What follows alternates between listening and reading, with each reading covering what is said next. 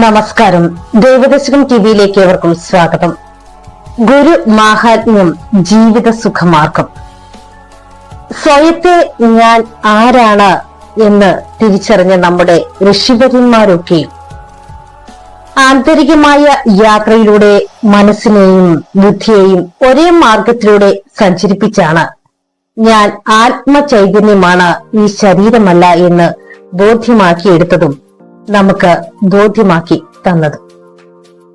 അവർ ബോധ്യമാക്കിയവയൊക്കെയും വിവിധ ഭാഷാഗ്രന്ഥങ്ങളായി ഈ ലോകത്തിന് സമ്മാനിക്കുകയും ചെയ്തു.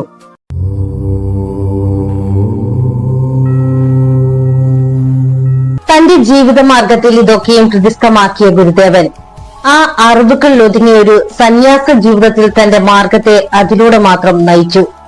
സ്വയം നേടിയെടുത്ത സുഖത്തിലൊതുങ്ങി ജീവിക്കുവാനല്ല തയ്യാറായത്. ഞാൻ ആരാണ് എന്ന് സ്വയം അനുഭവിച്ചറിയുവാനും തന്റെ ജീവിത ലക്ഷ്യത്തെ തിരിച്ചറിയുവാനും ഈ അറിവുകളിലൂടെ ആന്തരികമായി ഈശ്വര നാമത്തിൽ സഞ്ചരിച്ച് സത്യത്തെ തന്റെ സ്വന്തമാക്കുവാനുമാണ് ജീവിച്ചത്.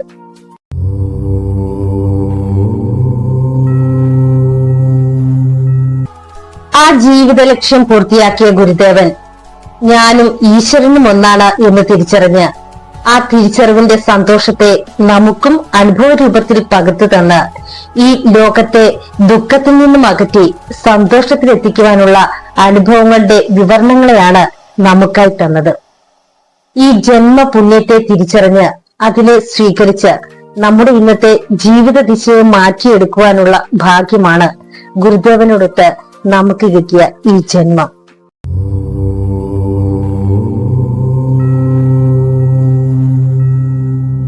ഈ ഗുരുദേവ ജന്മോദ്ദേശത്തെ തിരിച്ചറിഞ്ഞ് നമ്മുടെ ജീവിതത്തോട് ചേർത്ത് നയിക്കുവാൻ ഇപ്പോൾ സമയമായിരിക്കുന്നു. അതാണ് ഗുരുദേവന്റെ മഹത്തായ ജ്ഞാന സന്ദേശം നിറഞ്ഞ രചനകളിലൂടെ ഇന്ന് പ്രത്യക്ഷമായിട്ടുള്ളത്. അത് ജീവിതത്തോട് ചേർത്ത് നമ്മൾ നമ്മുടെ ബാക്കി ജീവിതത്തിൽ മുന്നോട്ട് പോകുവാനുള്ള സന്ദേശം നാം മനസ്സിലാക്കുക വേണം. അതൊരു ഭാഗ്യത്തിന്റെ പരവതാനി വിരിച്ച് നമുക്ക് ജീവിതമാർഗം നൽകുമെന്നത് തീർച്ചയാണ്. ഓം ശ്രീനാരായണ പരമഗുരുവേ നമഃ.